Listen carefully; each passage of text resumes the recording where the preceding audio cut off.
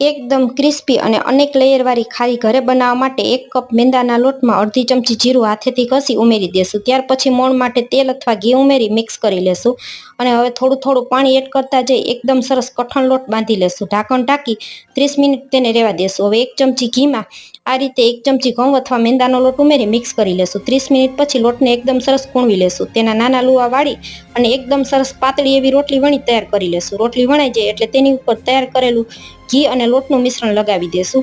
ત્યાર પછી થોડો કોરો લોટ છાંટીશું. ફરી પાછું બીજું લેયર એ જ રીતે તૈયાર કરીશું. એક એક કરી અને એવા 4 થી 5 લેયર તૈયાર કરી લેવાના. ત્યાર પછી રોટલીનો આ રીતે રોલ વાળી અને તેના છરીથી નાના પીસ કરી લેશું. એક એક પીસને પાટલા ઉપર રાખી વેલણની મદદથી હળવા હાથે વણી લેશું. બધી ખારીને આ રીતે તૈયાર કરી અને ધીમા તાપ ઉપર તેલમાં તળી લેશું. એક બાજુ એકદમ સરસ ક્રિસ્પી ખારી તૈયાર થઈ જાય ત્યાર પછી તેને ફેરવી અને બીજી બાજુ તળી લેશું.